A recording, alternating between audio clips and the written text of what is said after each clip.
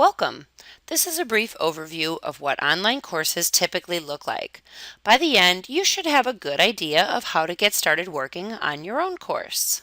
Your online course will be delivered to students via a learning management system, often referred to as an LMS. There are many different systems that institutions can use. You've probably heard of some of the displayed names. Interestingly, no matter which LMS you use, most of them offer the same set of tools that are commonly used for online courses, and most online courses will probably have similar structures and components. But first, let's talk about the tools.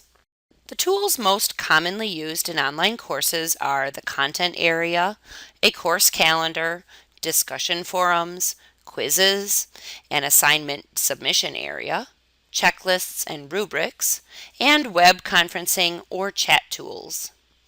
The content area is where students will find the primary learning materials for the course. The course calendar, checklists, and rubrics will guide students through the course and help them meet your expectations.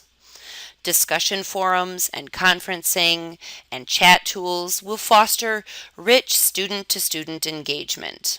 And assessments will be handled through the quizzes and assignment submission areas.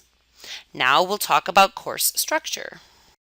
Are you wondering what your online course should look like or how to structure it? While no two courses will look exactly alike, there are commonly used structures that work well. For example, the structure shown here is often seen in online courses. Organizing your course in this way, by modules, units, lessons, or weeks, is a good way to get started. Students will be able to see this organization as it is clearly laid out in the content area. Students will visit the content area very frequently because it is the heart of the course. It is where they will find almost all of the most important information and learning materials that they use. The content area often begins with course syllabus information, so let's take a closer look at that. Naturally, just as in a face-to-face course, the syllabus should contain general course information, textbook details, faculty information, a course calendar, and the grading policy and scheme. Details about the textbook, the course calendar, and the grading policies will probably be almost the same as what you would provide for a typical face-to-face course. The course information section will be slightly different because instead of class meeting times and office hours, you will need to provide information about your communication expectations. You'll want to indicate how frequently you plan to check for student questions and your anticipated turnaround time for replies. Make sure to use an email address that you check regularly. In online courses, email is a key communication tool. The faculty information section will also be different in an online course. Because students will never actually meet you in person, this is your opportunity to help them get to know you. You can accomplish this with a text-based bio and a photograph, but a short video clip or audio clip with a photo would be even better. Tell students what excites you about the subject matter you're covering.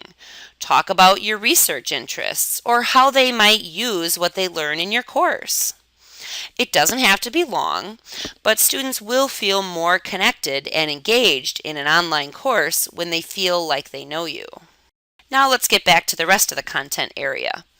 The remainder is typically dedicated to unit or lesson information, and this includes details about readings, commentaries, or narrated presentations, required assignments, discussions, and quizzes. In most cases, the content area links to internal pages and tools that are built into the LMS or learning management system. But it can certainly also link out to external resources as well. As we have already mentioned, most of the time, course content is organized by modules, units, lessons, and/or weeks. So, when planning the sequence of content for your online course, the textbook can give you a good guide.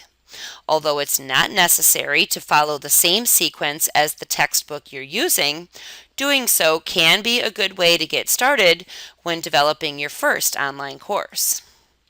However you choose to structure your content, it's important that you provide detailed instructions for students. If students experience uncertainty about course organization and structures, that uncertainty will inhibit the learning process. To summarize the key points that we discussed here, you'll want to take advantage of existing course structures. After all, there's no need to reinvent the wheel, right? Such structures can always help you start a new online course.